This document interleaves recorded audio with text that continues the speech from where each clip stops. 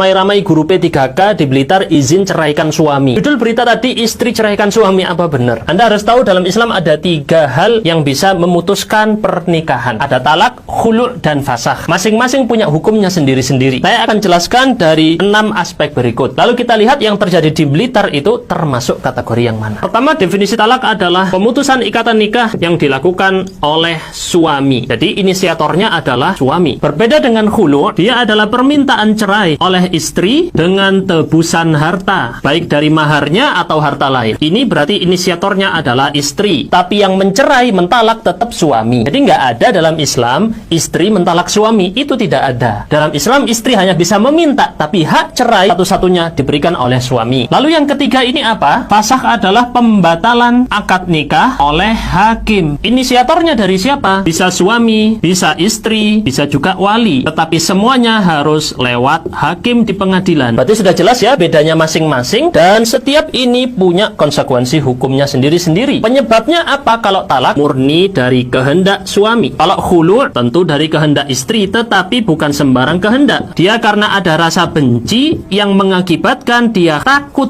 durhaka, takut tidak memenuhi perintah Allah. Sedangkan kalau fasakh bisa karena banyak hal, misalnya ditemukan cacat, atau tidak memberi nafkah, atau KDRT, atau murtad, dan lain-lain. Ada sebab yang syar'i yang diterima oleh pengadilan. Kompensasi alias harta sebagai bayarannya. Dalam talak tidak ada kewajiban kompensasi oleh suami kepada istri, sebenarnya tidak ada. Sedangkan dalam khulu' ada wajib dari istri untuk menebus dengan harta. Sedangkan dalam fasakh juga tidak ada. Lalu bagaimana kalau dia mau rujuk kembali lagi, bareng lagi? Hak rujuknya ada atau tidak? Dalam talak tentu ada apabila itu berupa talak ke-1 atau talak kedua. Tapi kalau talak ketiga tentu tidak ada. Sedangkan kalau khulu' tidak bisa rujuk kalau madhab Syafi'i, dan juga kalau fasakh tidak bisa rujuk, alias harus akad baru. Lebih detailnya difahami dari sini. Apakah masing-masing ini mengurangi jatah talak yang 3? Jadi kalau sudah jatuh talak 3, maka di situ sudah talak bain. Jadi di talak jawabannya adalah ya berkurang 1, tergantung jenis talaknya ya. Sedangkan kalau khulu' dalam madhab Syafi'i dianggap telah berkurang 3 jatah talak, alias sudah masuk talak bain yang sughra, yang itu adalah butuh akad baru. Sedangkan kalau fasakh tidak dianggap di situ ada talak. Kalau dianggap cukup rumit, bisa langsung ditanyakan ke pengadilan agama terdekat.